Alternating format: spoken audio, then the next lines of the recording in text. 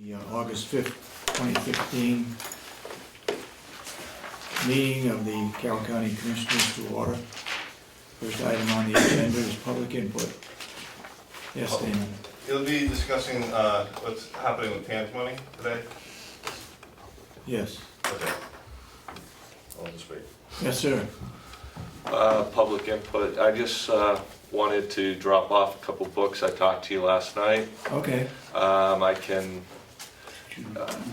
Would you introduce yourself? Yeah, I'm Tom Quigley, and I can greatly reduce your budget deficit by showing you how to restructure your health benefits and provide better benefits to the employees. And it can be done real quickly.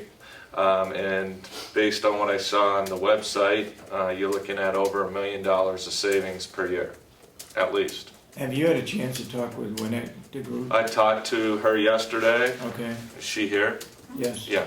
And she mentioned to me that things changed on July 1st and wanted a private meeting. But I've been asked by citizens after the Conway Daily Sun article to come and offer my services, so I'm obligated to do so. Great, great. Thank you, we appreciate that. Mr. Chairman, why don't you let Wynette and I meet with him, Yep. and we'll go over some of this stuff. Yep. Okay. When do you want to do that? We can set something up, if you just call Wynette and set it up. Do you have a business card or anything? Sure. And we can. What I would need is just a copy of your current bill and a current plan that you have through the trust. Just to give you a flavor, the town of New Durham put this in on July 1st. In the first month for 13 people saved roughly $10,000. 10 Mountain down the road saved roughly $30,000 last year for 8 people.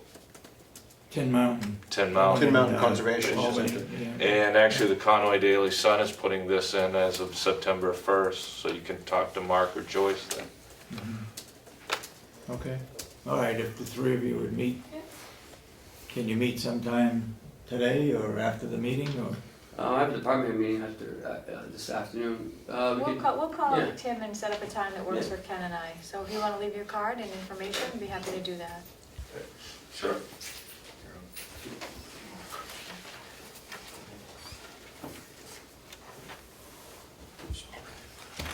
There you go. Thank you for offering Give you a your call. assistance. Sure. Any other public input? It's coming all the way from Ohio? I have a cottage in Freiburg. Okay. All right. Yes, go ahead. Maureen Spencer. I just wanted to let you know that the Friends of Mountains are going to be holding a yard sale. We're doing something to make up for Like some information. All right. Friday not being held this year. Okay. So we're just holding a big yard sale on August 15th from 9 to 2, right? Yes, that's From 9 to 2.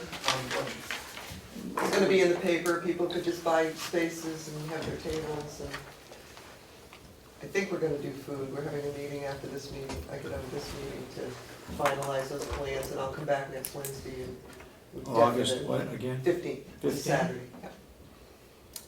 I'll come back next Wednesday. Out In the front yard, of Mountain View. Mountain View, okay.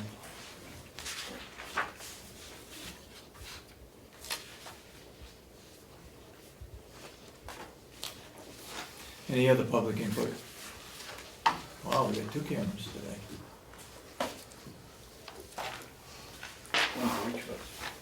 One for each?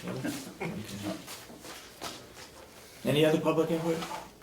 Actually, Yes? did you hire somebody to replace Kathy? Not yet. We're advertising for it.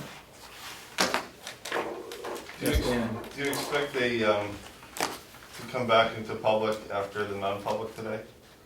Make any kinds of announcements? I can't say right now for sure. Okay. Is there an agenda downstairs? Because Melissa's not here, obviously. Yeah, she said she'd be a little late, about 8:45. Okay. Is somebody taking notes? He's gonna have to take notes. So no agenda on here? Is there a written one downstairs? Mm-hmm. Maybe I can speak, Go ahead. ever so briefly. My phone's ringing off the hook. I, did Facebook, communication, email, with concerns of many of the staff. And I understand life is never easy, and there's always challenges, opportunities, struggles. Mm-hmm. And I think what I'd like to just say is that frank, open communication to everyone is important. And I just, there may not be an answer, but people need to know the facts. Because, I get information regarding, many concerns. And it's just like playing telephone, I guess, one comment leads to another comment. And I think there needs to be communication. I'm hoping that they come through from the department heads, but I don't know how communication is occurring now. And I know, Ken, and I'm saying this because of what's happening in my, in my home. Yeah. But I do care about the county. I do care about the functioning of the county as things are happening, so. Could I ask a question? Are they concerned about the budget, or is it other things? Well, I think the ramifications of the budget, yes. Okay. And, some feel as though that they have input, or some answers, and feel as though that, they'd like to participate if possible to help in that matter. Okay. So, thank you. I'm meeting with them this afternoon. Great, wonderful, thank you. Okay, thank you. Yes, go ahead. Just as a footnote to Sandy, I'll just say the same thing. People have been calling us too, Mm-hmm. because they know we go to meetings. Okay. No further public input? We'll move on quickly to the minutes of July 29th. I have one correction that's on the bottom under the Commissioner's report. It was written in there that former Commissioner Dorothy Solomon were also present, and that's not true, so I scratched that. Otherwise, I felt the minutes were okay. Do you have any corrections, Commissioner No. Babson? Make a motion, we accept the minutes of July 29th, with the one correction. I'll second the motion. Any further discussion? I'm sorry, what was the correction? The correction is on the first page in the Commissioner's reports. Mm-hmm. Former Commissioner Dorothy Solomon were also present. That's not true. All those in support of the motion say aye. Aye. Aye, and so voted. Will?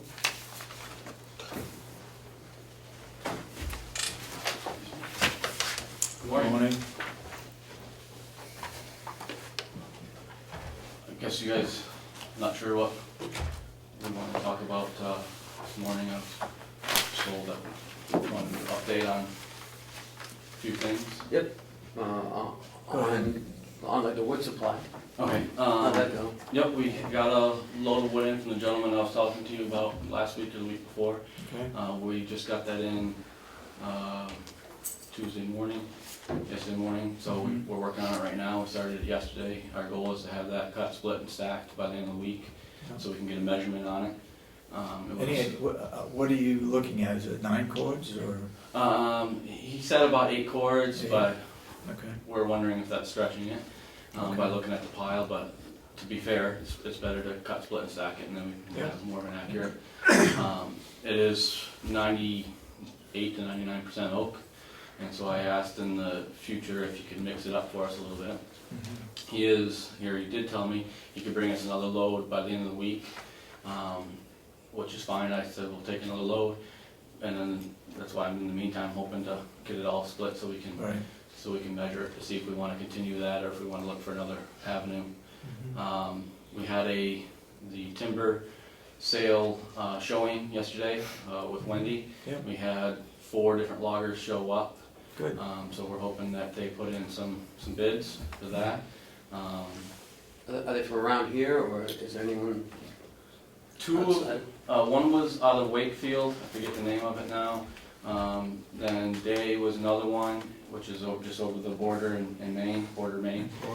There's another one, I think, he said he just lived up the road in Tuftonboro, but he worked for a guy that the business was out of just over in Maine, on the border there also.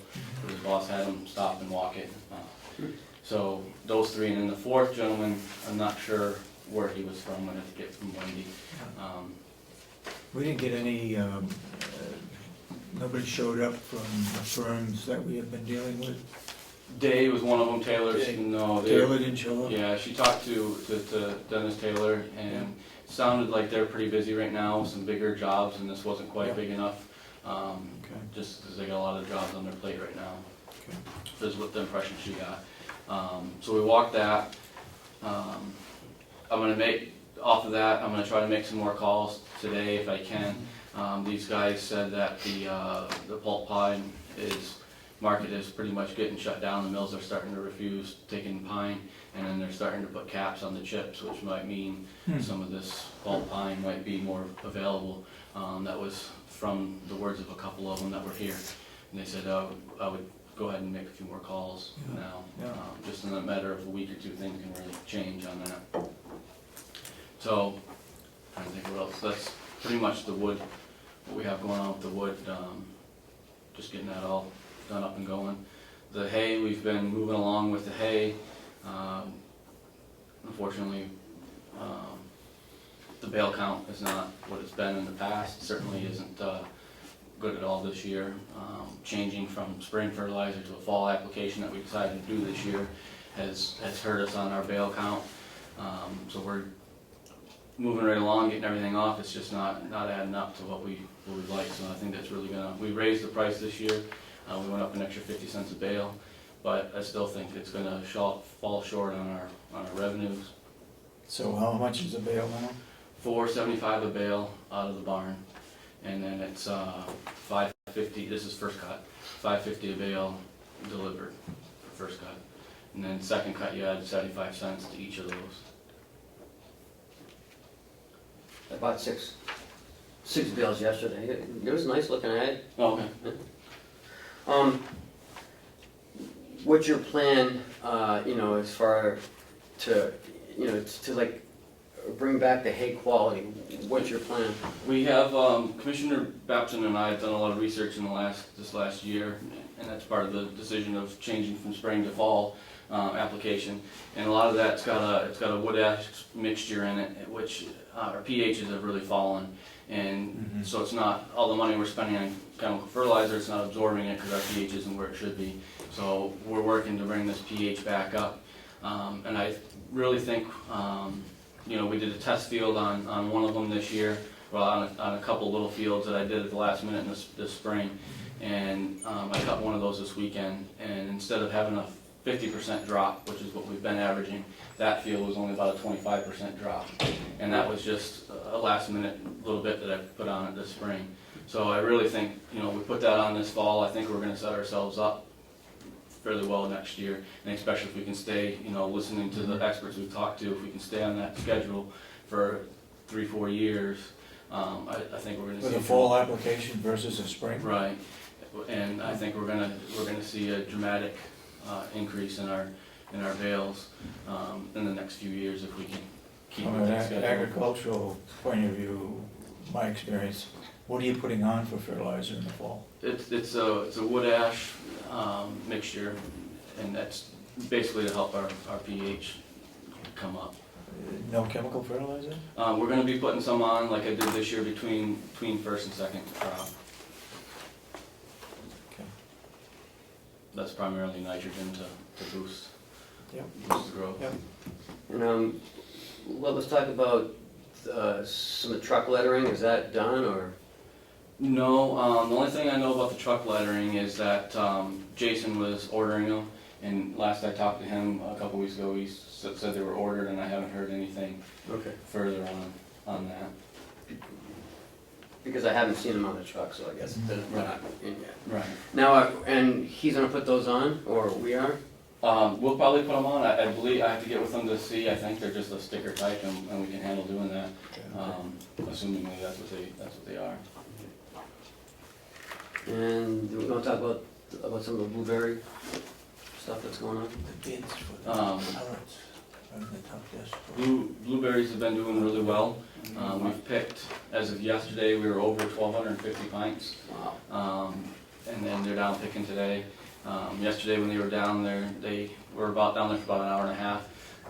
I think I had 6 guys down there, counting the staff member.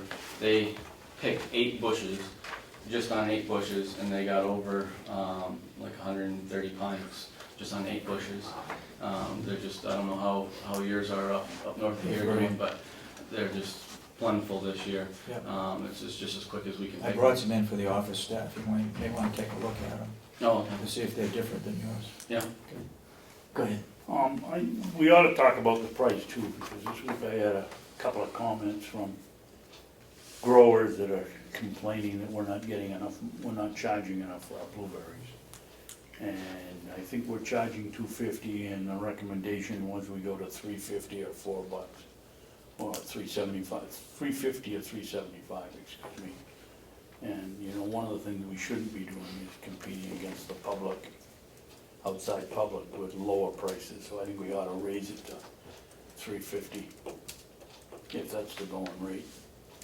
You're the blueberry man. It depends where you go. I know one farm stand is getting 6 1/4 a pint. Now, that's a big pint, it's not a level pint, it's kind of heaped up, but that is the extreme. I would think $3.50 or $3.75 a pint probably would be more realistic. So if we go up $3.50, that'd be $1 increase. Yeah, go ahead. Couple of questions I would have. First off, is if these are actual wholesale prices, because we're wholesaling, we're not really retailing them. And then I would have a large dispute with, that we're hurting any growers in this area, considering we're picking, just giving an estimate, between 100 and 150 pints a day. Yep. Okay? I got one customer that I've been selling to for many years that buys about 50 pints a week. Okay, so everything else is going into the nursing home. I've had one other supplier that I've taken a couple hundred pints to, because the nursing home, what we did this year, working with the jail, which is, they've been excellent over there, the superintendent. They went out and got a vacuum sealer, so we're vacuum sealing, freezing and vacuum sealing these blueberries. That week before we got the vacuum sealer in, they got overwhelmed over at the nursing home, so we sold a few to this other vendor. Yeah. But other than that, I mean, 95% of the blueberries are going to the nursing home, besides the few that we're selling to employees here on the complex. Right.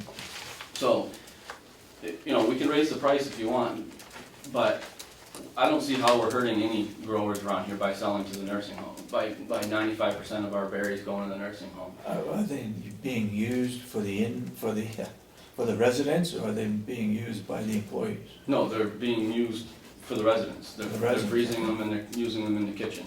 Okay.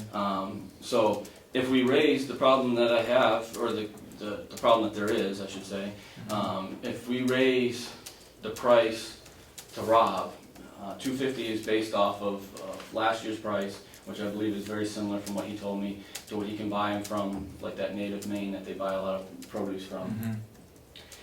And that's why he said, you know, I'll pay what they're getting. If we raise it more than that, then he's got a limited budget. So it makes more sense for him to buy it where he can get it cheaper. So you're gonna hurt if we raise the price, we're gonna hurt the nursing home where 95% of our berries are going. Go ahead, Commissioner. Well, Willie, I think we get two situations here. We get basically selling it to the nursing home wholesale, and selling it to the general public or the people that work here is the same as a retail sale, because they're the ones that would be going to the farm stand to buy it. Why don't we raise the price to $3.50 for the berries that we sell on the campus here, with the exception that we stay at $2.50 for the nursing home? And if that's what you guys... Can we do that? Is that too much record keeping? It's not too much record keeping, it's very easy. The only, not to play devil's advocate, I guess, is in the past, we've always, the little bit that we sell to employees here on the complex, we've usually sold them to wholesale prices just because it's a kind of an employee discount, so to speak. So if we want to raise that up, we could raise that up. We may end up selling less by raising it up, I don't know, but it doesn't matter because the overflow would still go, if we're not going to hurt, you know, Rob's price in the kitchen, the overflow will still go to them. So I mean, if that's something the commission wants to do, just tell me, and it's not a hard accounting thing to do, I can just change the price like that. Have you been to any of the other local places selling vegetables to see if they'd like to buy any of our blueberries wholesale? No, because the goal the last couple of years is really focusing on everything we produce here, leaving it as much as we can for the nursing home. And that, I would agree, that would be the priority. Right, that way we're not competing with other people as much, and we can limit those complaints hopefully. And then that's just kind of back to the roots of what the county farm was set up for in history, was to provide to the nursing home and jail. If you want to change that, by all means, just give me the directive and I can change it, but that's kind of been our goal that we're going towards. This vacuum saver thing seems to be working out great. Jason, the superintendent's not using the farm inmates to do this, he's finding other inmates in the jail to do this that can't go outside. So to me, it's That's a worked great really well. idea, that's good. And we're kind of trying to do a test thing this year, and maybe we'll go back to a bigger garden next year if it's gonna work out. Yeah. But it's been going good, so. Why don't we do this, why don't we, survey some of the local, farmers, see how much they're selling them for, and then we can talk about it more next week, once we have some, Okay. some numbers. Mhm. Because I don't know, arbitrarily, throwing this up a buck I don't know if that's the right thing to do. But keep it at the nursing home, at the wholesale price of $2.50. Anything that we sell to roadside stand, we get $3 a pint for. So Who's we, you? Hmm? Sorensen blueberry. Yeah. Correct.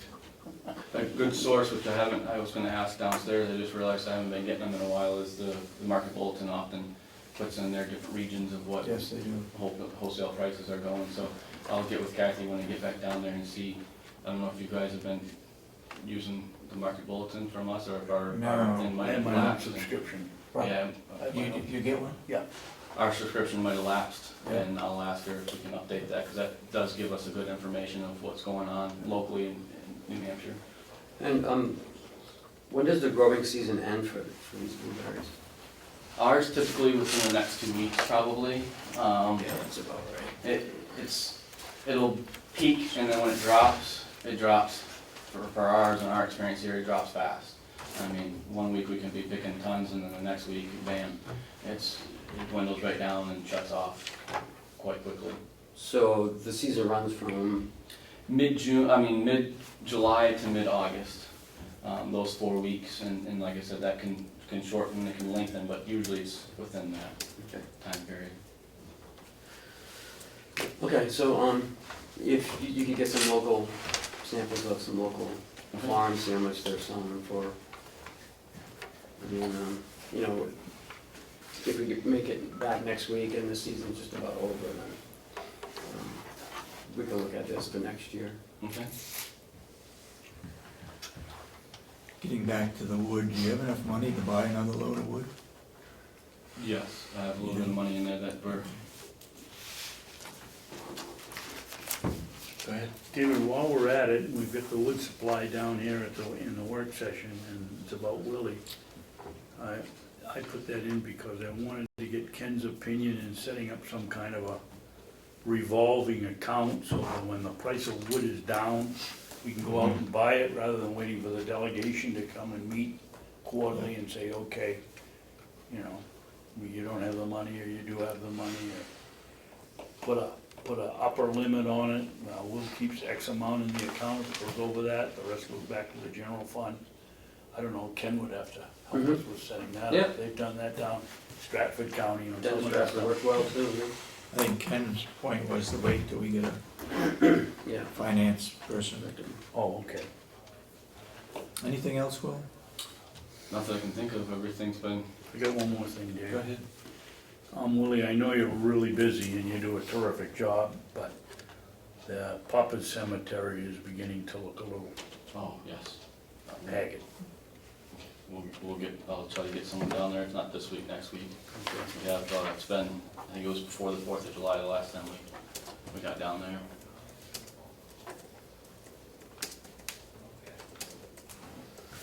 The lawns around the facility look great. appreciate the work that you do and the people that are working for you. Yes, they do a good job. It's been a whole team effort down there. The whole department does it really well.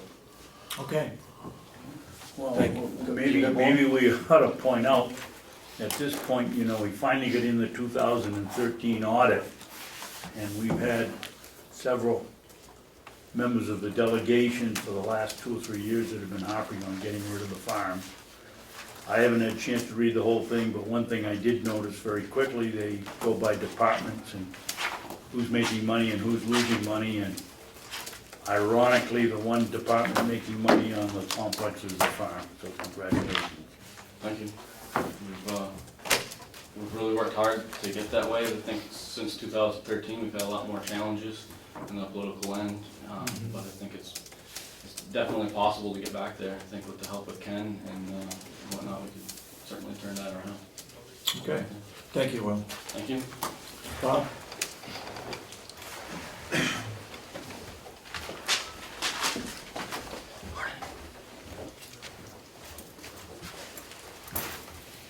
Good morning. Good morning. Morning, Bob.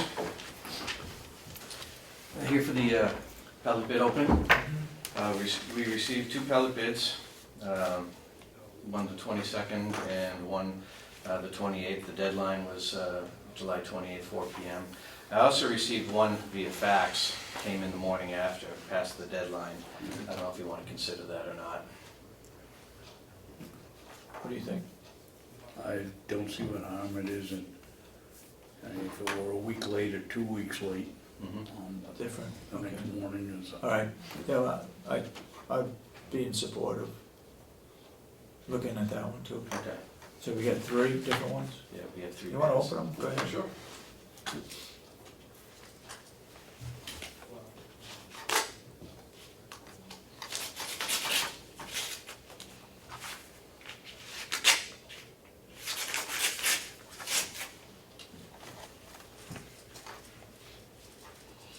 The bid that I received via fax was from Geneva Wood Fuels.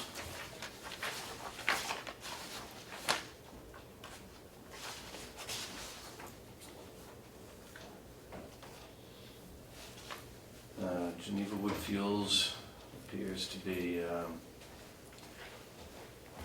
they have an address of Chicago, Illinois, but they have a plant address of Strong, Maine.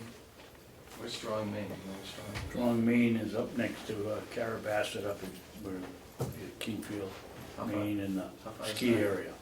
About 2.5 hours, 3 hours from here. Wow. They gave us a price. It looks like all of the particulars are in line. They gave us a price of $235 per ton. It doesn't say here anywhere whether that's a delivered price or if that's just the pellet price itself, so I'll need to confirm that.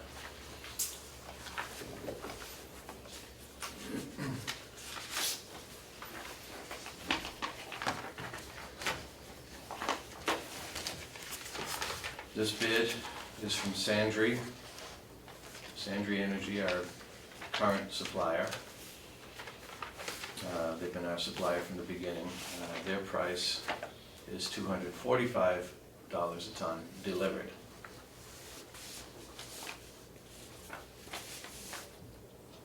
How does that, go ahead. Go ahead.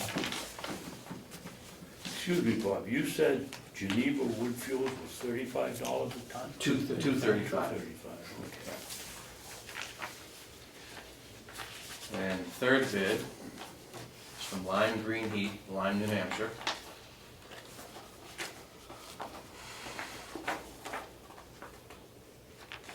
Sundry is out of where? Sandry, Sandry. their delivery, their fuel delivery company, they're out of Greenfield, Massachusetts. And they pick up their fuels at New England Wood Pellet down in Jaffrey. Okay. Lime Green Heat, $248 a ton delivered.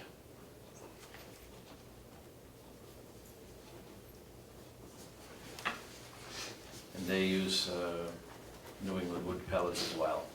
And how many tons did we ask for, 360? 200, 200. 200 this year. So, I would like to review these bids, come back with you in a week with a recommendation. Okay. The current company that supplies it, is their price any different than what it was previously? It's down $4 a ton. Well, no, their last year's price, I think, was 240, 9, wasn't it? no, 242, I think. 242 a ton, so it's up $3. $3. $3. $3. And, Okay. Bob, don't forget when you're reviewing these things, if you're calling these people, to find out if there's a penalty if we don't buy 200, and what happens if we buy over 200. That was included in the bid package? It was. Yeah, so if they haven't answered it, I'll make sure that they do. Nobody made an exception then. Like I said, I haven't reviewed them completely, but Lime Green says no fee for purchasing more or less. Okay. And Sandry has typically said the same thing, there's no penalty for over or under. So there's two that satisfy that, and the third one, I'd have to review that, to give you a little more Have we time. been satisfied with Sandry? Sandry's been great. They've always called. If I hadn't bought pallets in a couple of weeks, they've delivered when I wanted them to. They've been a good company. Do you know anything about the Geneva Woodfield? No, I don't. That was Don't know gonna anything be my about it. I've never question. heard of them before, but for a difference of $10 a ton, it's worth checking out, I think. Do they give any customers as references?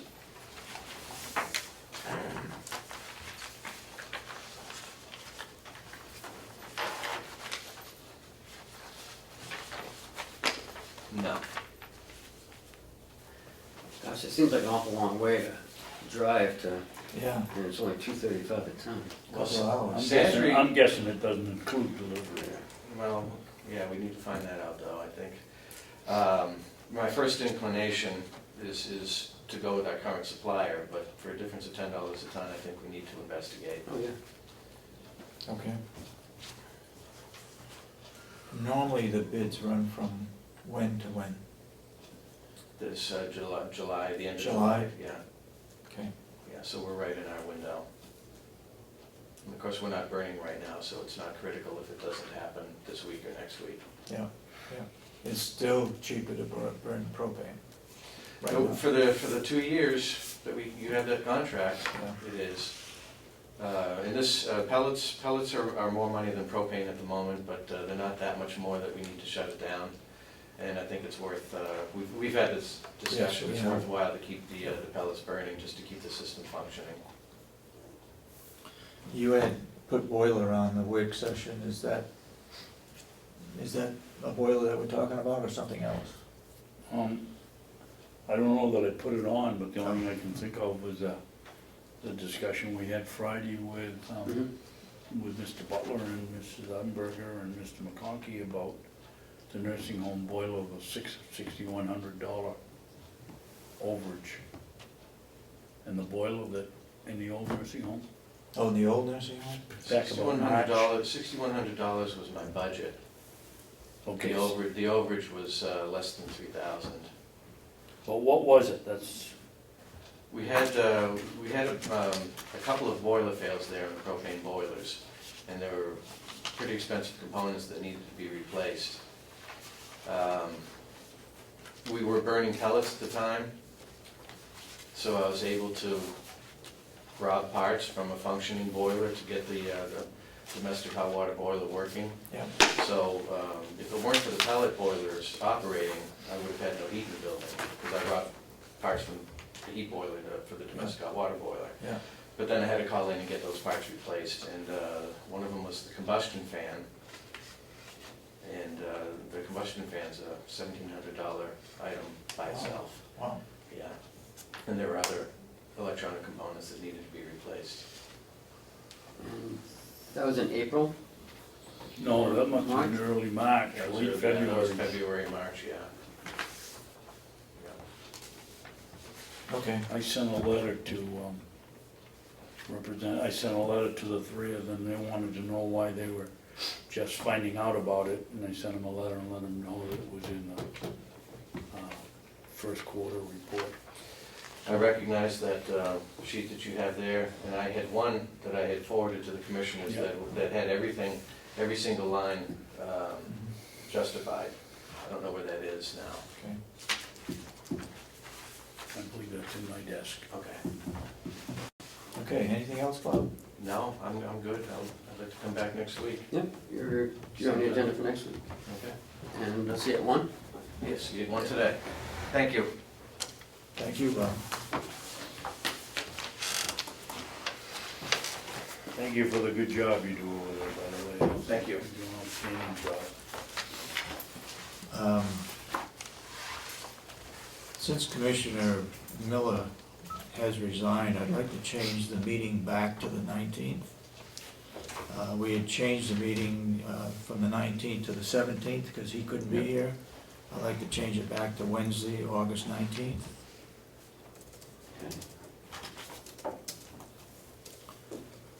Okay, under work session, I guess we talked about the wood supply and about Dr. Lewis. Dr. Lewis gave us his resignation as the medical director at the nursing home. And he also gave us a 90-day notice. We were going back and forth. He said he wanted to resign, but because we were changing some of the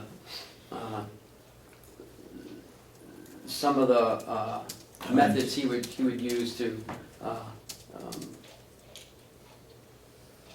Make his look visits. at the- yeah, he would come a little bit later after dinner, and he'd stay a little bit later at night. So we wanted him to come earlier, and so he gave us his resignation. And unfortunately, there was a 90-day period. He had to give us a written notice. He did.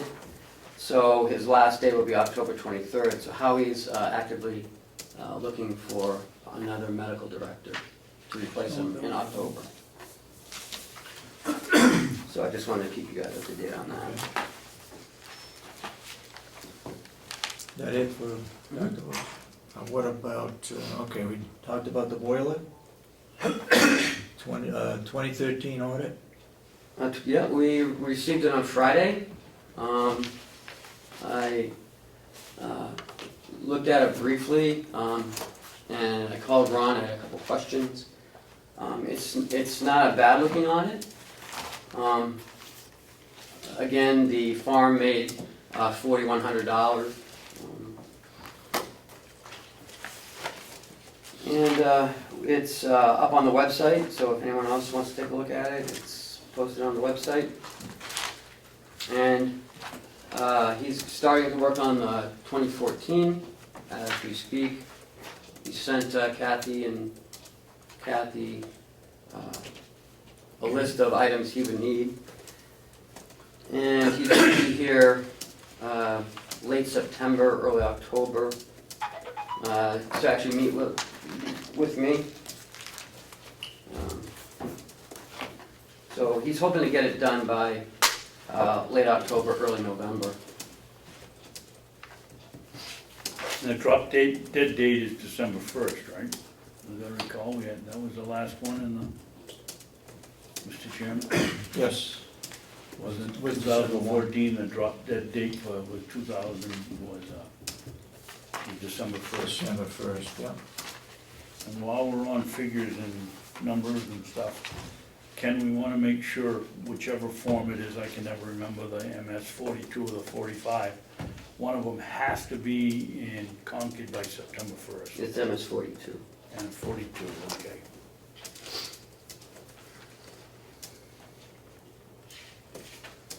We were very late last year, and we promised them it wouldn't happen this year, so let's make sure we keep our word.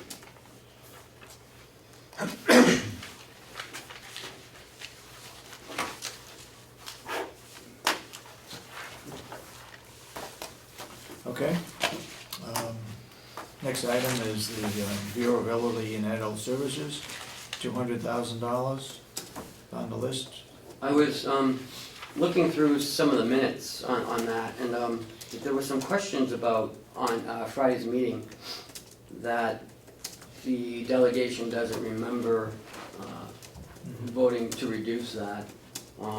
So I did find it in the minutes, and Representative Chandler made a motion, didn't yes, he? yep, That's what I thought. so that is in there.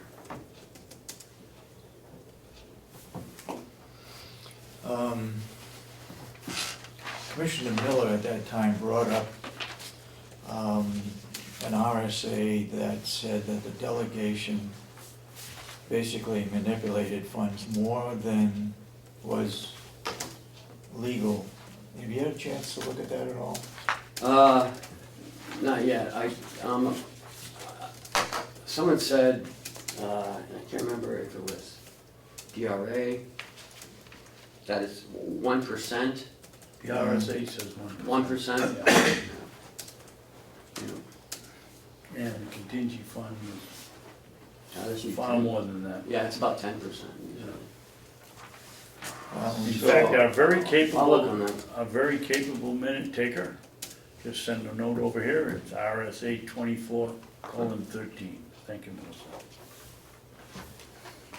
Thank you.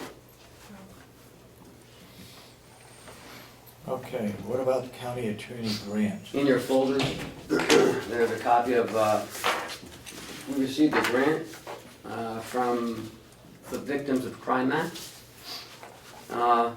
Dear Attorney Dewhurst, I'm pleased to inform you that funding in the amount of $25,000 has been approved by the Governor and Council for a period of July 1st, 2015 through June 30th, 2016. Because the state budget has not been approved yet and the state is operating under a 6-month continuing resolution, only 1/2 of your approved funding is available at this time. The enclosed award is for a 6-month period, and the dollar value is only 1/2 of your total award amounts. You know, as typical, you would be reimbursed on a quarterly basis. It's expected that you will receive a second award this December for the next 6 months, and the balance of your funds provided the state budget is passed, or another continuing resolution is signed by the governor. So, in the packet, you have a copy of the award, and This is effective the 1st of July. yes. So, that's good news. Ken, Sir, I think we had this discussion a couple of weeks ago. This, I don't believe went before the grant, whatever they call themselves, the grant review committee. Review committee. And so you wanna make a note that we agreed that next year it would go before them. We got it too late to do it this year, as I recall. the Grant Review Committee? Yes. Headed by Mr. Comeau, and I believe, who else is on that? Melissa Siemens, Steve Brown, Priscilla Colback. And you do what? You just review the grants, or? May I? Go ahead. It was a volunteer board.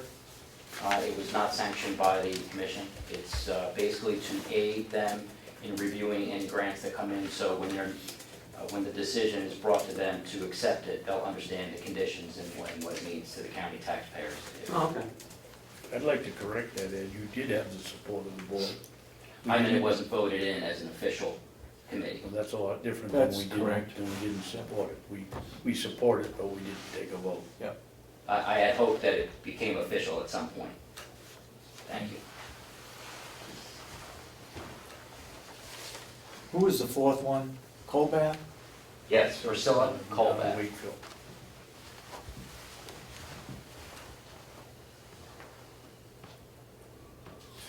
Okay.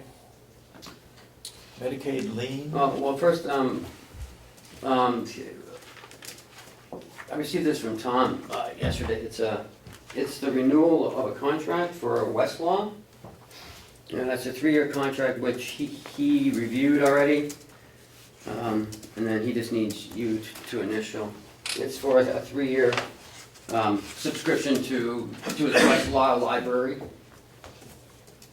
That's something that they use to look back over cases and former judgments.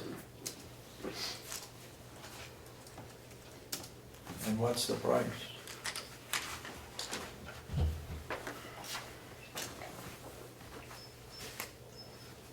It's $217.21 a month. It's in his budget? Yes.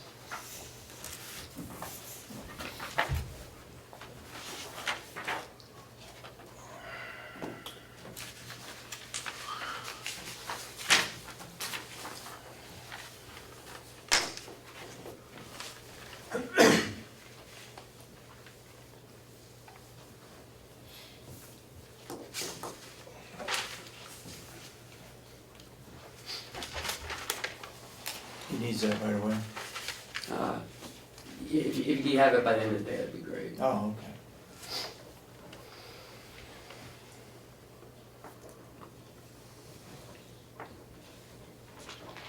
You ready to move on? Let's come back to this. Okay. Let's not hold everybody up. All right, number 7? This is just informational. This has been going on for many years. It's HHS is trying to streamline their Medicaid approval process, and we're finding, the counties are finding, because we have a lot of Medicaid residents, that we're finding that it's slow going to get them approved to Medicaid. So they've been having meetings, the association, and they had one on Monday. Merrimack and Cheshire, they both indicate that they have 20 to 30 pending cases. Excuse me, Ken. Like any one time. Excuse me, when you say pending, the patient is in the Mhm. resident is in the home? Is in a And nursing they haven't home. been approved by Right. Medicaid? Yep. 30 of them? And it could take up to 18 months for that approval. I mean, there's a lot. And they don't It's get paid in the financial. meantime? Right, unless they're private pay, and pending Medicaid, they have to spend down. But there's that process of waiting for the state and to approve them. Excuse me again, Ken. Yep, We've just heard this week that if the patient dies while you're waiting for HH&S to pay you, that, that they stop payment. Does No. that count for these people No, that are now that's- in there and it takes No. 18 months and now they die at 17 months and you don't get paid? no. That's for services that have already been provided to them. Okay. And again, remember, how he said that it goes back to mostly when they were using the paper forms. Yep. Yeah. Now it's, because it's, it's all electronic, it's really streamlined a lot better. Okay. So what the state is thinking of doing is giving it to the counties to do the medical assessment and to do the financial assessment. They had a gateway pilot program, very successful in 3 of the counties.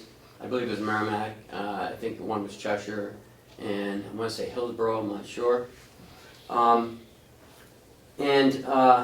But of course, the state phased that out. So if the counties took this over, it would move the process up a lot faster, because we wouldn't be waiting for the state to get back to us. Remember, they really cut back on their staff as well several years ago, and so they're truly backed up, and it may take a year to 18 months for this stuff to get through. And these delays are also affecting our Medicaid rate, the MQIP, and some of the ProShare, because we're not capturing the highest acuity as when they first come into nursing home. So, so there's another meeting happening on the 17th, and the counties are looking at possibly, taking over the intake process. So most counties are not receiving any updates from the state to find out where their claim is in the process. The state's not following through. There's a couple points of interest. DHHS is not pursuing cases of elder exploitation if there's anything under $100,000, leaving the burden on us, because let's just say it, sometimes, the children may spend down the parents' money before the nursing home can get a hold of it. Also, the state has asked the county attorneys to help with this. Most of the county attorneys say that they're not, they're not debt collectors, so they haven't been helpful in recovering some of the funds for some of the homes. I know Stratford put a couple liens on a few cases on their homes, but again, sometimes the value of the home isn't as much as what the lien is. So, also the state, if the residents have a community spouse and they own a home with equity under $515,000, the state is not going to pursue any liens on that as well. So, it's a process. It's something that the association is looking into. So I'm not sure if we at some point may be doing this. There may be more information available this Friday. There's a Commissioners' Council meeting in Concord at Primex at 9 o'clock. So maybe that will be on the agenda. I'm not sure. I just got this the other day, so I just wanted to get you updated. So is this gonna mean more expense to the county to take this over? Well, I'm not really sure. I mean, you'd have to have, Somebody that's gonna, a doctor and a nurse, look at the medicals and make sure that they qualify for the nursing home. but that's being done now, right? Well, to come into the nursing home, but not for Medicaid. Oh, That's a whole other, medical review. And then you would have to have, someone doing all the financial stuff as well. If the state does a financial piece, the 5-year look back, so, there could be. so the county would have to do that also? Mm-hmm, yeah. So a doctor signs off for a new resident to come into the nursing home, Right. but basically Medicaid doesn't accept that, they have their own. They have their own, right, they Standards, have their own format and their own procedure on how they do that. So, I think we should It'll really. speed things up, but it'll cost the taxpayers in Carroll County more money, right? Most likely. Yeah. Here it is again, the state's shifting down to the county. So I mean, that's something, we should have Lisa really watching, and also Howie watch too. Okay. Anything else, Ken, you want to cover? I don't think so. The, Damon brought up the issue of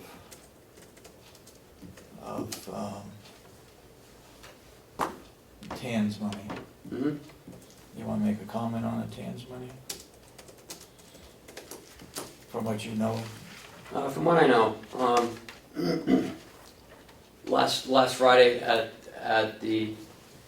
at the executive committee meeting with the commissioners, there was talk of Carroll County filing for bankruptcy. That's something, and I said on the news that that's something we are not going to pursue, we're not actively looking at, and it's something we're not going to do. Because of that word bankruptcy, and the way that Channel 9 put it in their intro, I received a call Monday morning from the Bank of New Hampshire saying that at this point they're freezing our TAN money until such time as they feel comfortable that Carroll County is not going to file for any bankruptcy. And so I've been working with the bank and been working with the executive committee, working with Chip. Treasurer, assistant treasurer. Treasurer, yeah, to make the bank feel more comfortable so that they will release those funds. And that's all I have to say.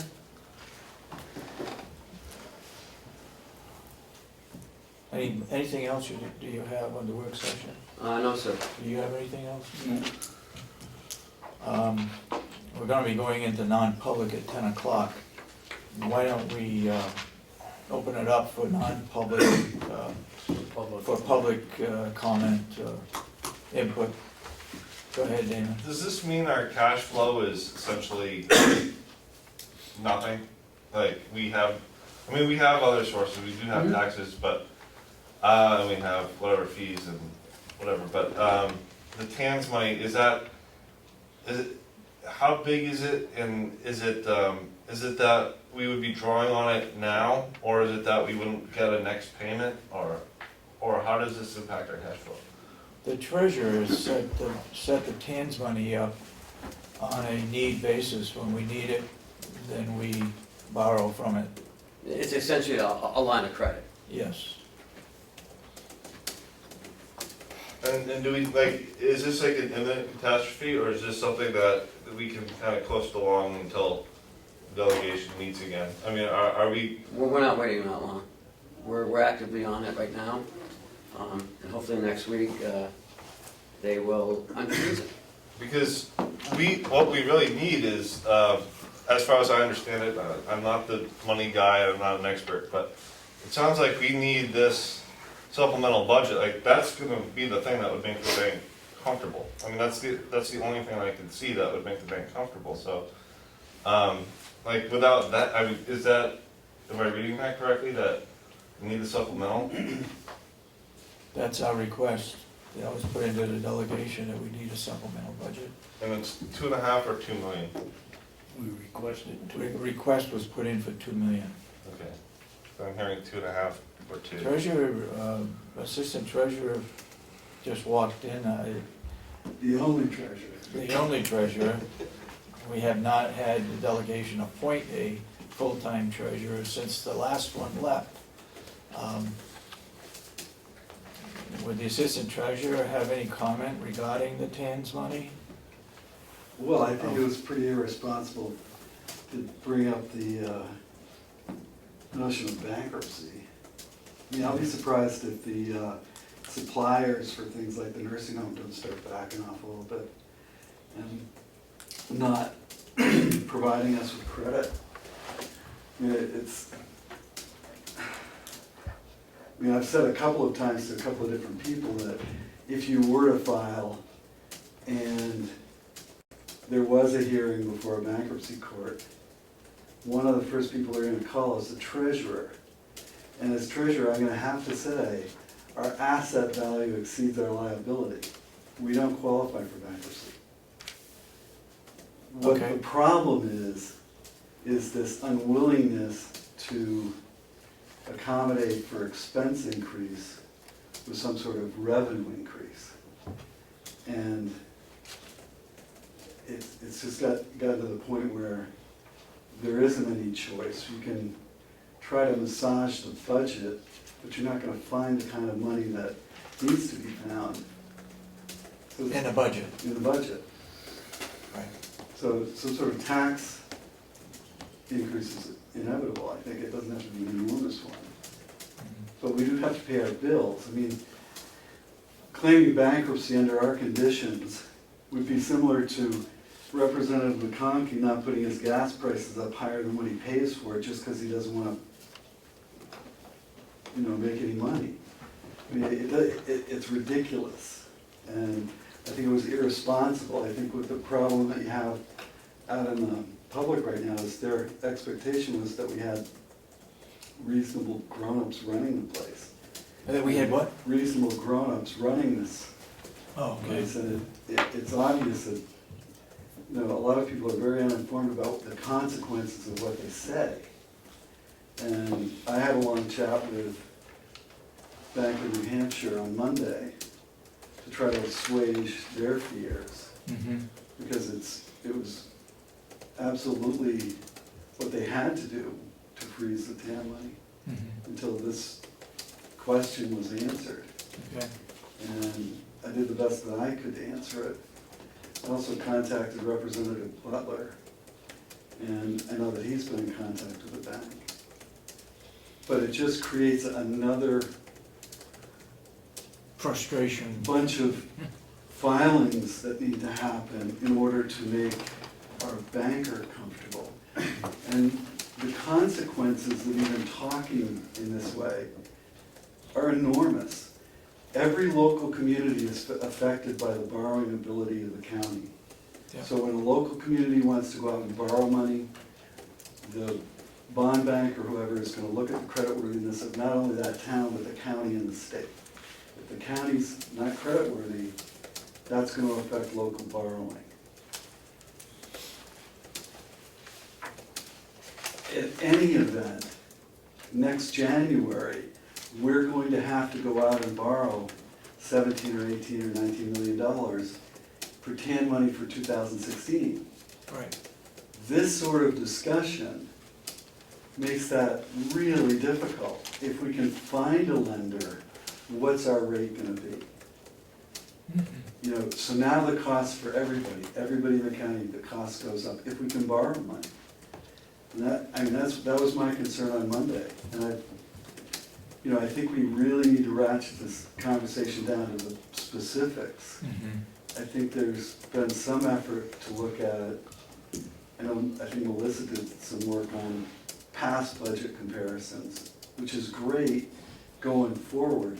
But right now, what I think my advice to the commissioners would be to focus just on this year. We need to zero out this year's budget, end up with some form of surplus, even if it's $1, so that we can go forward into 16 and create a new budget that reflects, what. How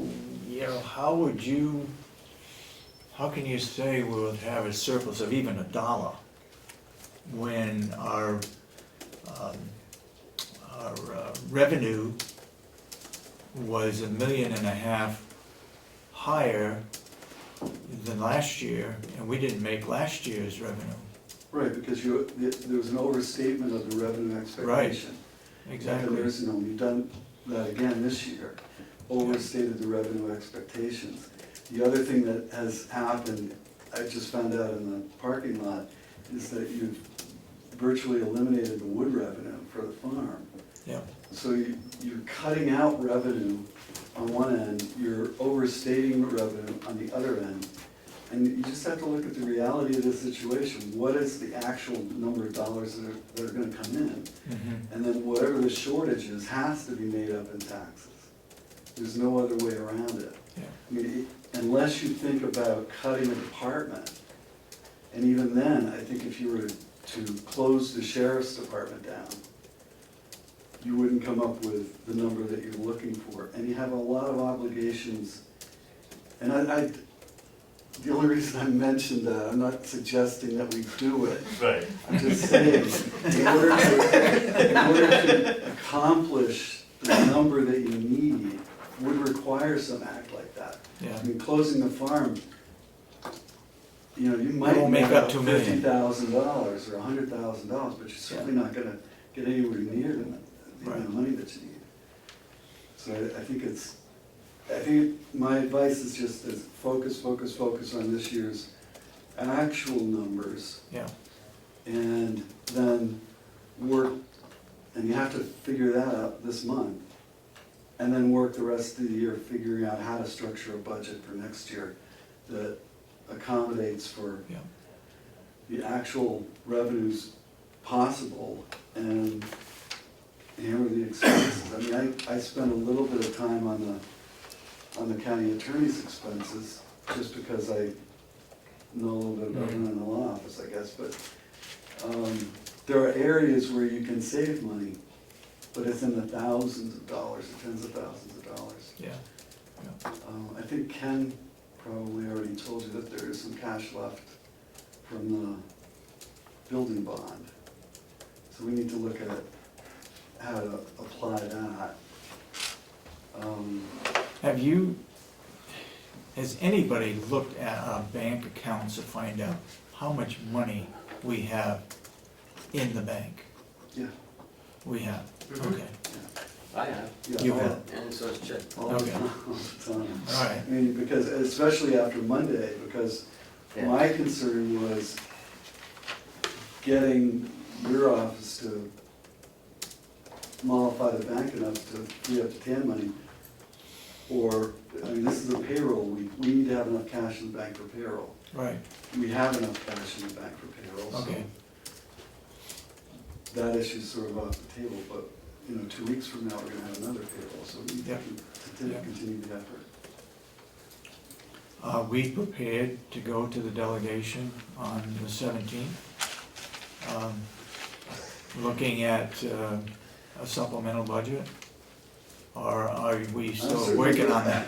I'm certainly prepared to tell them what I know, but I'm also certain that they're not interested in listening to it. So I think it's up to you guys to create a scenario that is palatable to them. They've dithered away the better part of this year, Yeah, not addressing the problem. And now we're in a situation where I don't think you have a lot of options. I can't think of a lot of options. mhm. And both Ken and I have looked Well, I know at it hard. that the chairman of the delegation said, take a look at the vacancy positions. There should be savings of everything from salary to benefits for the different vacancies that we have. However, my understanding is we have vacancies in the attorney's office, 3 assistant attorneys. But it's also my understanding that the problem is we don't pay them enough. So should we hire an attorney at a higher wage, which would use up those savings, just to get us back to having, Do you want my opinion? Is that what you're looking for? well, I Because know We have that, 2 options Go in that ahead. scenario. One is to zero out those lines, save that money, and whatever happens, happens. You aren't underpaying the assistant attorneys. That's not the case. You should check with the Attorney General's office on what they are paying junior attorneys. We're right in line on the pay scale. It's not an issue of pay at that level. I mean, and I don't want to get into the weeds on this, but if you look at the analysis, he's averaging about $7,500 per attorney on support, support money for people and yeah, different line items.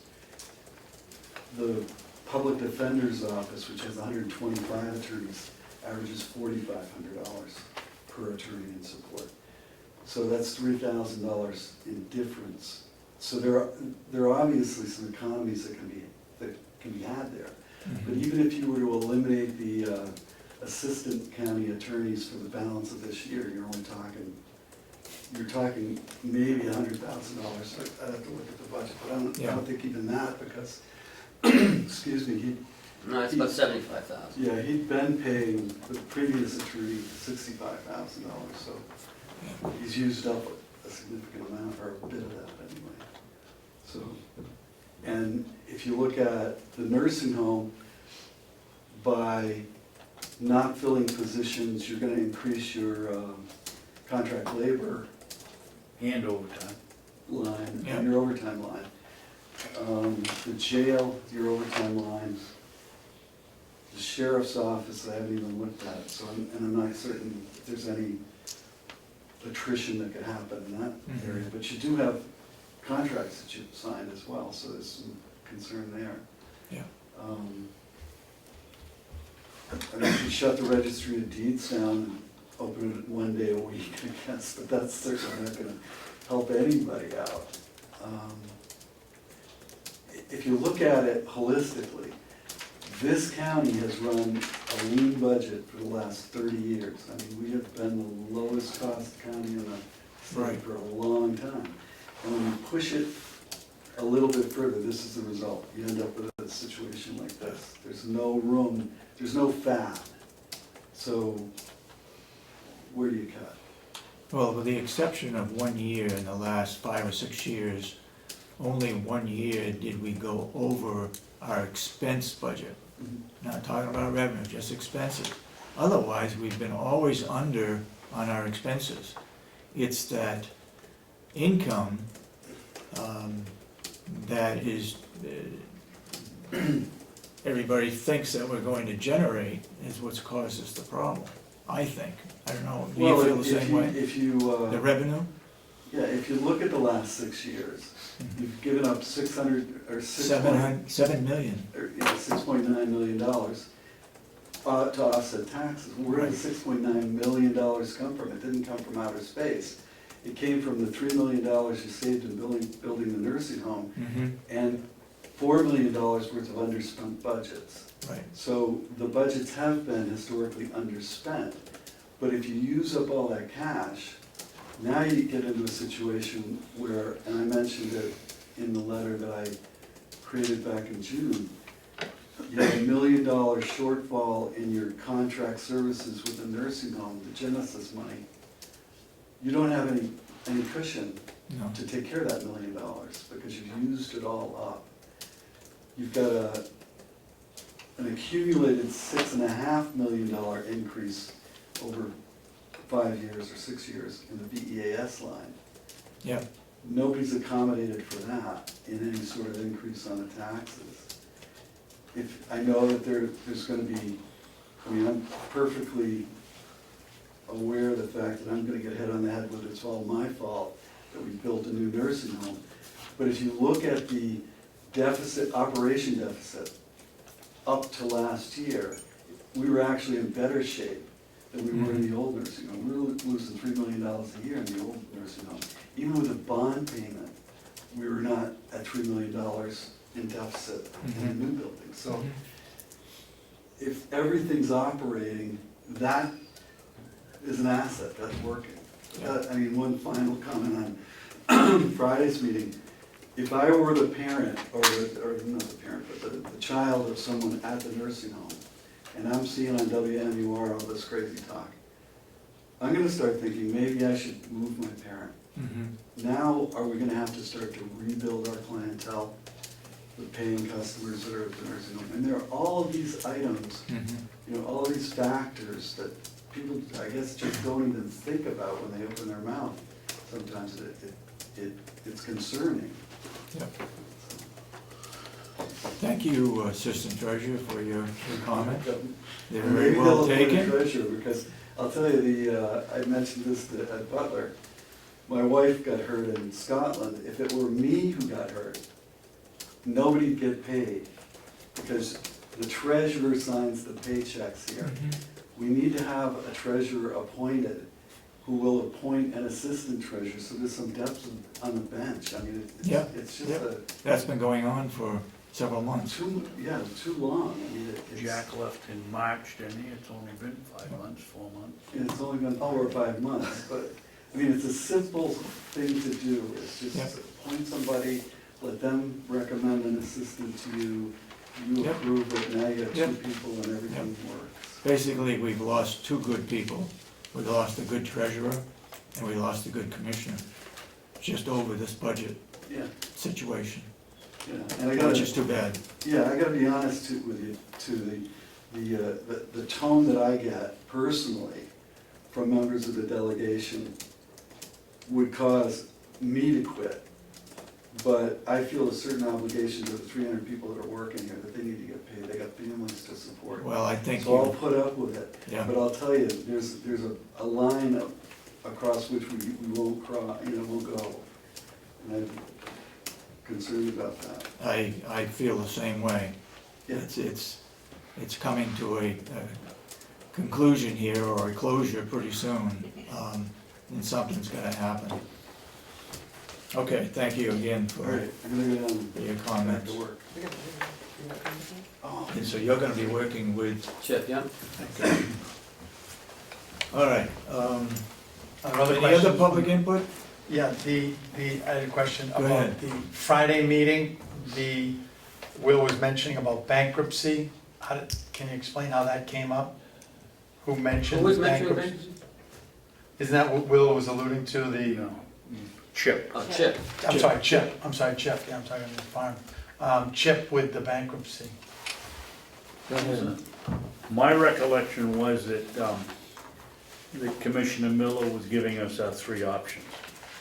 One was to file a Chapter 9, one was a supplementary budget, and the other one was to cut the outside agencies and the BEAS, and that's the only way it came up. So Commissioner Miller had mentioned it, and that's what Chip Just is as saying. one of the three One of the options. That he There was wasn't no in favor of that. discussion, except that it would cost, when he was going down the list of the advantages and disadvantages, Right, the disadvantage of filing bankruptcy would be the high cost to everybody in the county and the bad credit rating that we'd end up with, and that was the total discussion. so because that was mentioned, WMUR picked it up, and that's how the bank found out, and that's why, okay. And they opened up with Carroll County maybe filing for bankruptcy, I'm right. Right, No, it's- That's what makes news, right. right, Damon? It Right? does, but I mean, it's disingenuous because it was mentioned, but that was not pursued. I mean, that was very clear. Yeah. That's right. The delegation, according to their reaction to Commissioner Miller's proposal, he was actually in favor of, which was the BAS and the outside agencies. What was their reaction to that again? They took it right off the table? Well, I'm not sure they have any choice. I may be Right. speaking out of turn a little Right. here, but I think we're responsible for managing the budget. They're responsible for appropriating money to run the county. When we're short on funding, what other alternatives do we have? And Right, I mean, let's I make it understand- clear, this is not something we want to do. No. Right. It's Right. not something we even want to even think about doing. Right, But when you're, when you're presented with this type of situation, I mean, Right. you need to look at everything. right. And I think we will also, hopefully Ken will be looking at our budget to see where the vacancies fall, and if there's any savings whatsoever Right. there, then we'll report that to the delegation, and Right. you Those monies though, cutting the fat or the vacancies, like you've said, that's thousands. yes. And we're talking about, so again, what was their reaction to Commissioner Miller's proposal of the BAS and the outside agencies? I think the best thing to do Just is, that, your. best thing to do is to ask them Ask what them. their reaction Okay, is. Okay, true, I mean, you're getting our opinion, Right. it's their reaction, let them okay, speak for themselves. okay. The bank is still spooked. It's amazing to me that the bank was still nervous about it, just got, once you even clarified the situation. So how are we gonna meet again on Friday, or what's gonna happen? No? I'm in communication with the delegation members, the executive committee, and we're coming up with a plan, so. And you agree with Chip's analysis that we couldn't do, bankruptcy is not possible because we have too many assets. Well, it's not Yeah. possible because we can raise taxes. I mean, so I don't even think DRA would even allow us to file bankruptcy. I don't think we even qualify, you know?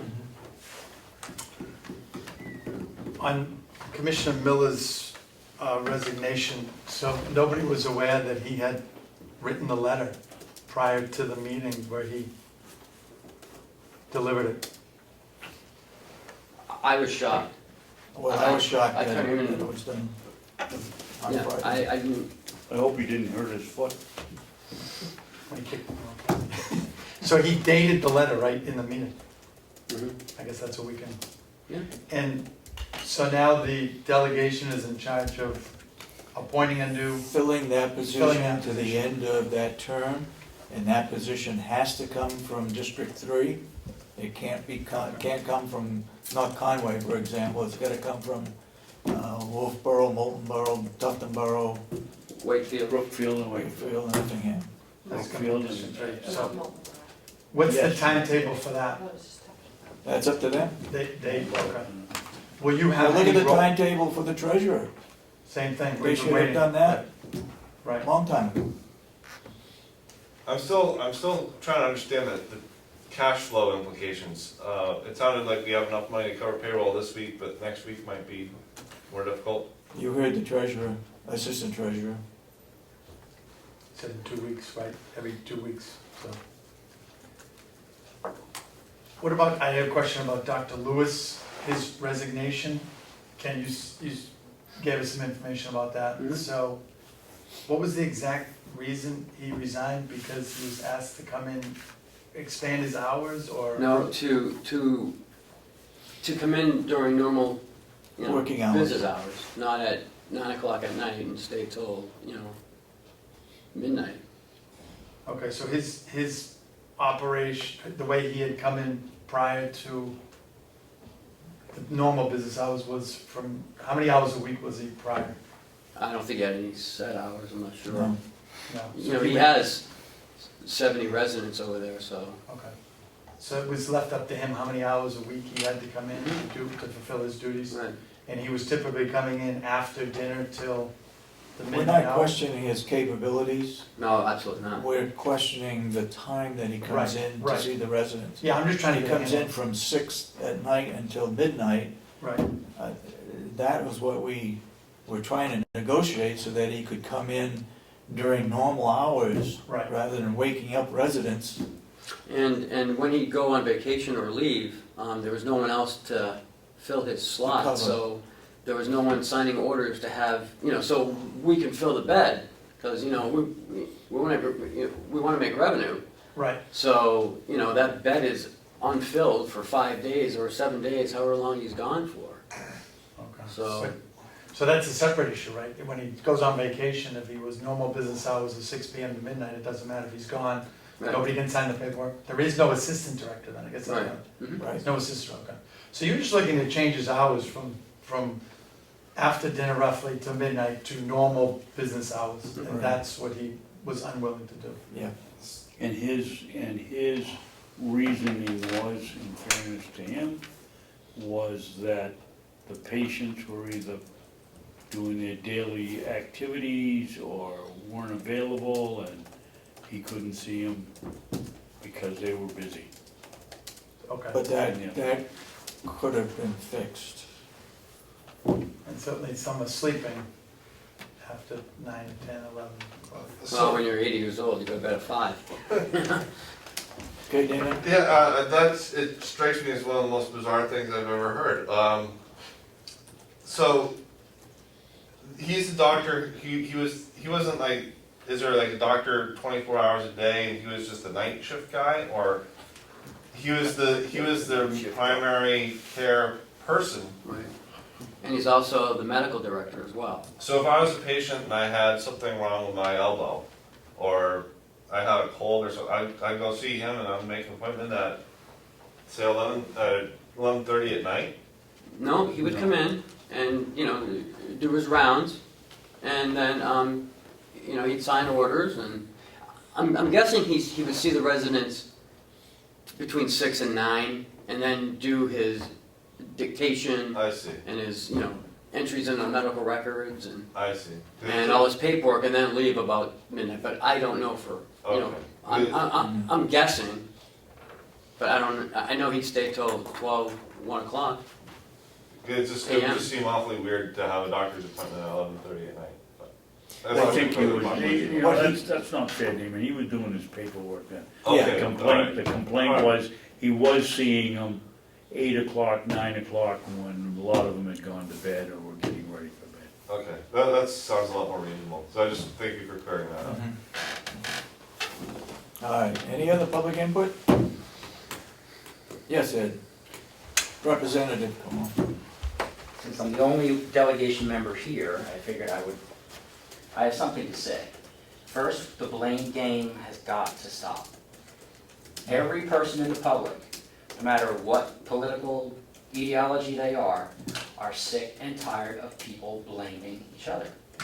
On Twitter, on Facebook, people have politicized this whole thing in order to gain an office or to gain something. It's got to stop. My proposal is that you need to have, well, I would like to see you have, a weekly press conference solely on this issue. And perhaps the delegation also needs to have a weekly press conference. Because as Sandy said, the confidence of the people and the towns, the managers, everybody is very concerned. A lot of people's livelihoods may be affected. And just by communicating, they will understand and accept that mistakes were made. It's very hard for politicians to admit that they make mistakes. I don't know why it's like that, but it would be more respectful for the public, or to the public, if we all admitted that mistakes were made. It is very difficult to put your head around this entire budget. It was difficult for the finance manager downstairs, who recently retired. Technology goes forward, and if you don't keep up your skills, you lose control of it, and then no one wants to admit it. We have to put this to rest, and we have to correct this. The blame game must stop. Everybody loses that game. I've said this for years. I said this 5 years ago, that press conferences are good. If you don't communicate with the public, they're out in the dark. And they would accept anything, even if we said that we have to raise taxes or not. We need to lay out, also, I've heard that we need to lay out a timeline. I'm not saying we have to go back to 1840, but we need a timeline to how we got here. Not blame anybody. Find out how we got here, how much money we have. I believe we don't even know which bank the bond for the nursing home is held in. Do we know that now? Yes. Yes, we do. These are things that we should all know. It's very overwhelming, we have to admit that. Government has gotten so big and out of control, it's difficult to put your hand around it. So that's what I propose, is we have weekly press conferences about this, and also lay out a timeline of how we got here, and stop blaming everybody because nobody wants to hear it anymore. Thank you, Ed. So Ed, who would you suggest to have a press conference with? Just have cameras here and just, The elected officials that are making the decisions, yeah, who were voted in to represent the people, should be explaining to the people what happened. no, I mean, what news venue? It could be right here. Whoever wants it, like MUR, you? I could call MUR back and they could be in here and they would, because honestly, no offense to the press, they are trying to sell Right, newspapers. Not right. saying that's their main goal, because it's always been, historically, the newspaper is really the only thing that's communicating to people right now, and of course, the internet.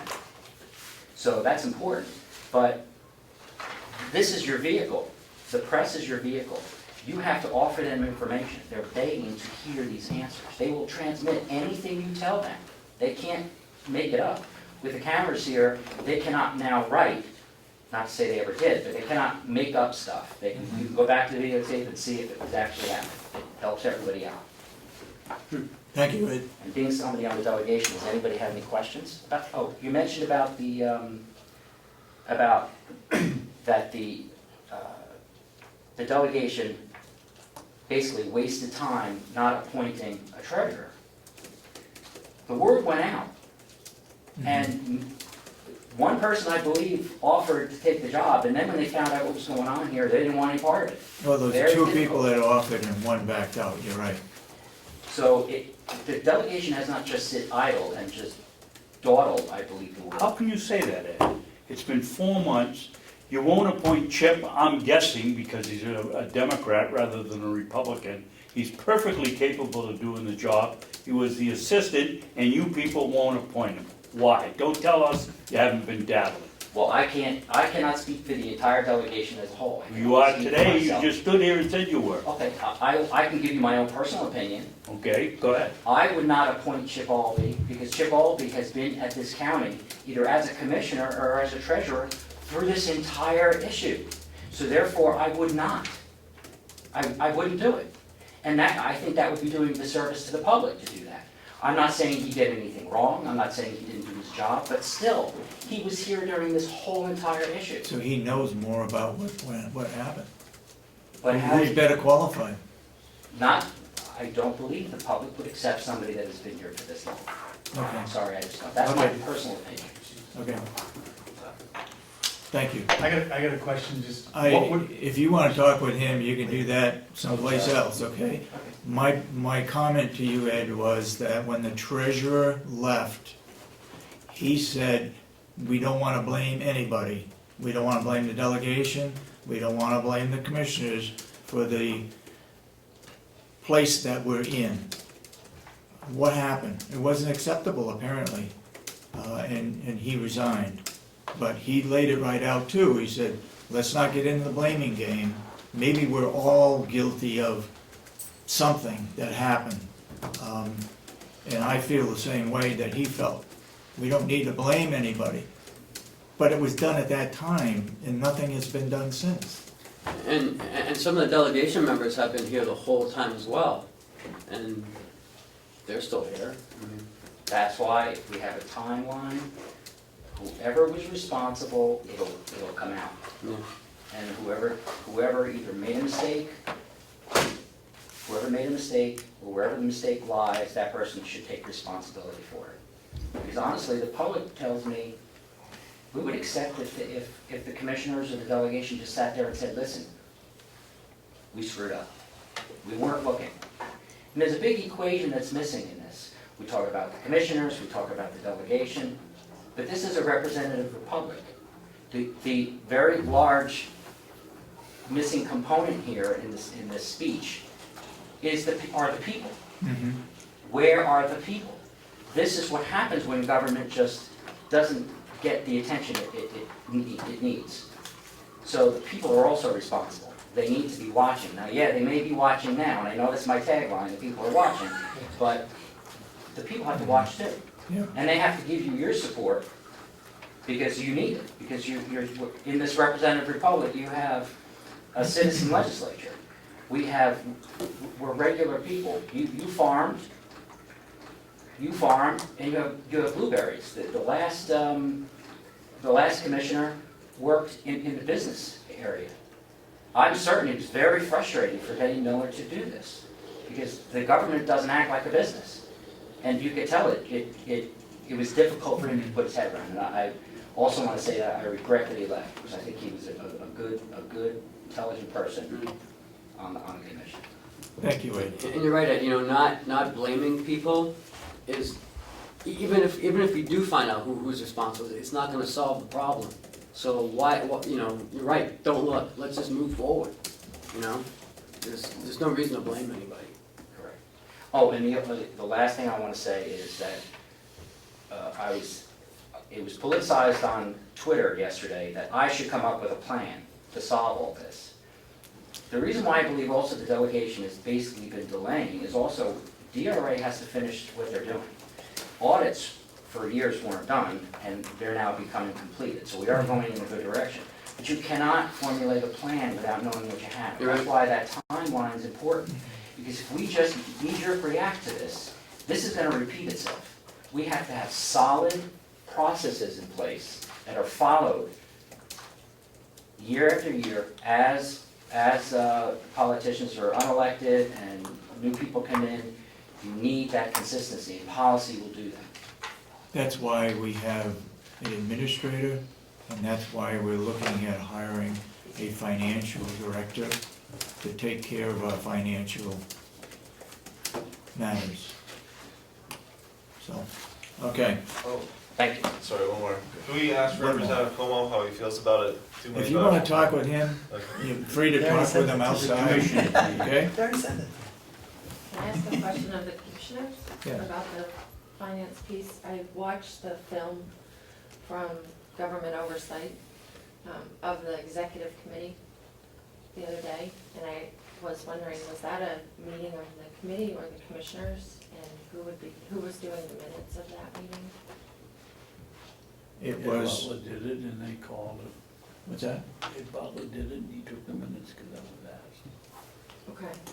Okay. So it's a All delegation right. side, just, but one of the things I heard Representative Umberger say a couple of different ways at a couple different times was that you can't just have a cash infusion into the county. You want more money, you want a supplemental budget, but where would you apply it to?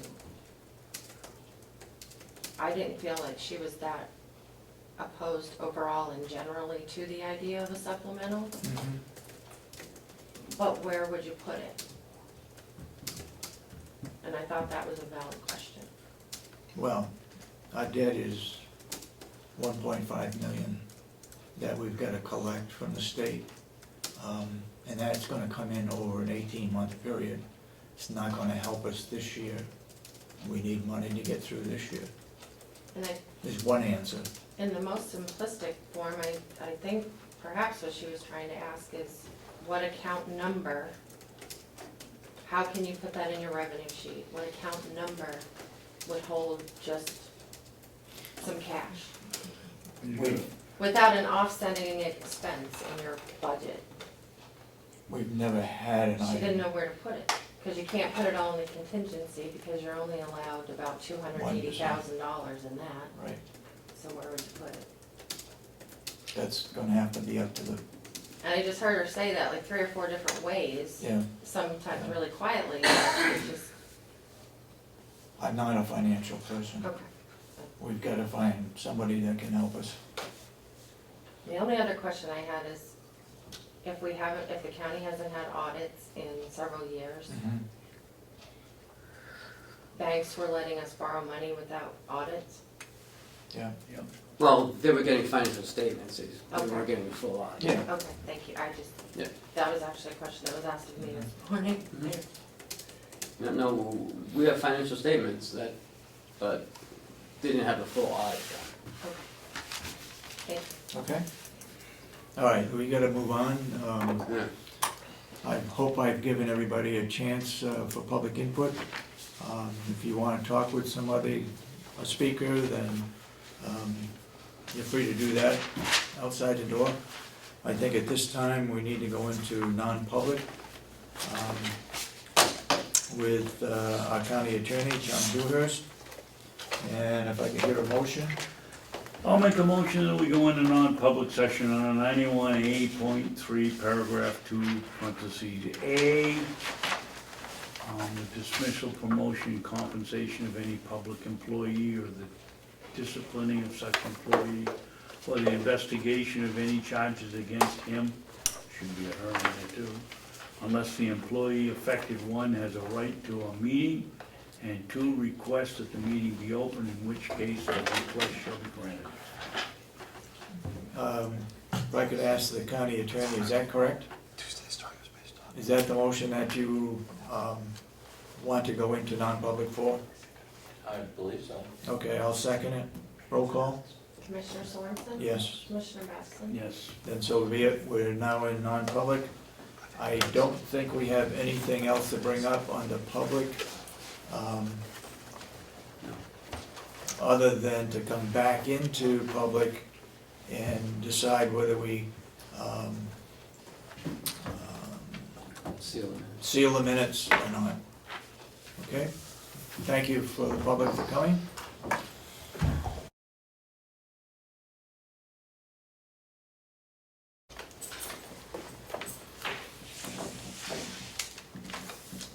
set?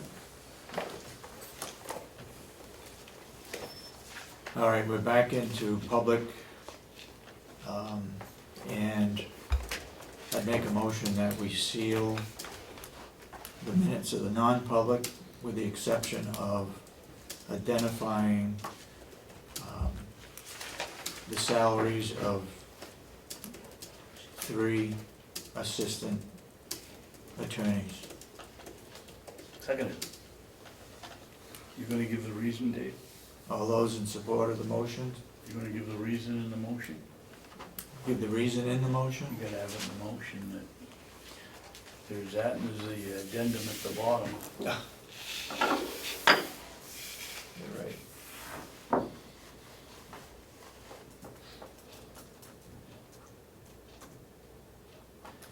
Well, I guess it goes under the affect adversely the reputation of any person other than a member of this board. Is the reason for sealing the minutes? Or any employee.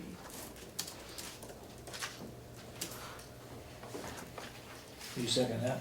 Yeah. All those in support of the motion say aye. Aye. Aye. And so voted. So what we have done is, the recommendation was the 3 assistant attorneys would get, one would be 75,000, one would be 70,000, and the third one would be 55,000. And the difference between his budget and what he needs to raise those to that level would come out of the contingency money that was approved in this year's budget. We would be asking for a transfer through us to the delegation to transfer $2,638.90 out of the contingency money. Correct? Yes, sir. Okay. All right. We just had a message come in that we need to go back into non-public session. In a non-meeting. In a non-meeting. Yeah. Yes.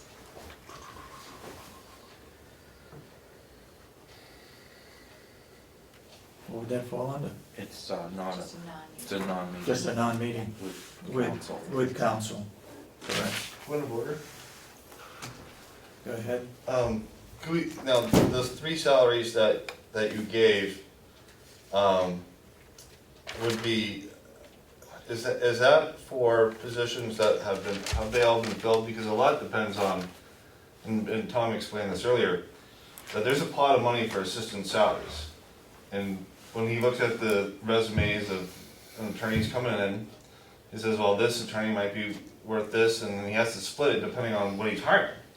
So I'm just wondering if this means that we should be up at full roster soon, or if the pot of money has been expanded and the pot of money would cover salaries of this magnitude, but there's still wiggle room for negotiation for whoever you hire. Well, he can spend up to the amount that we just approved. Okay. And what is that amount?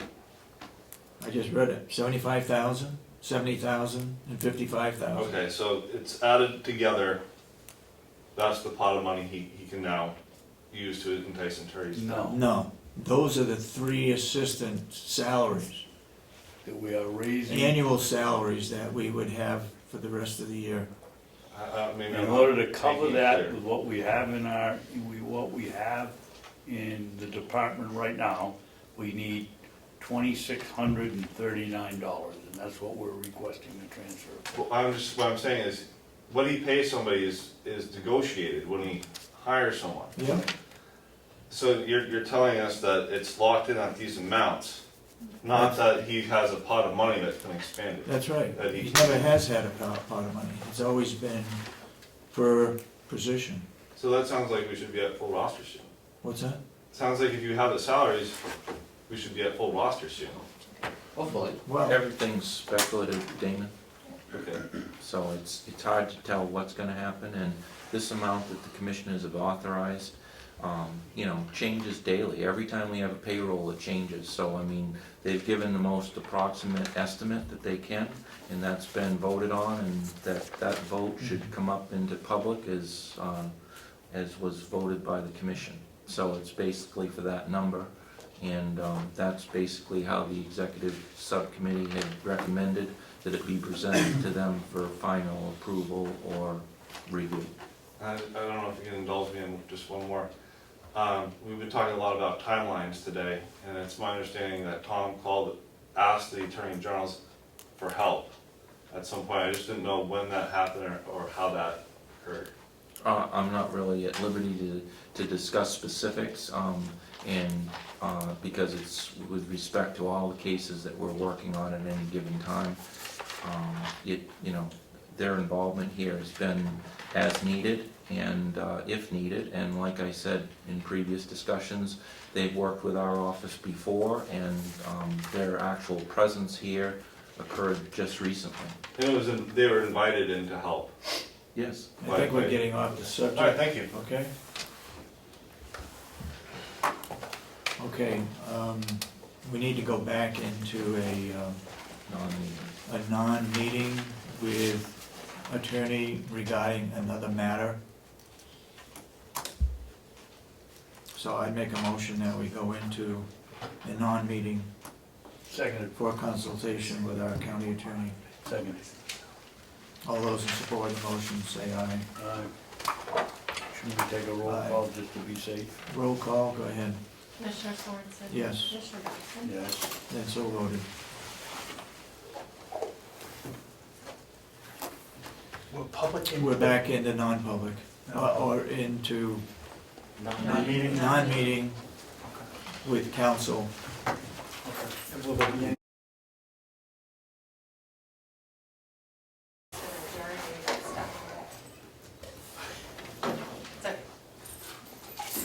Okay, we're back in public. We did not have minutes for the meeting with council, and I would look for a motion to adjourn. I make a motion, we adjourn? All those in support of the motion say aye. Aye. Aye. And so read it. We're adjourned for today. You gotta sign those checks, please, don't we?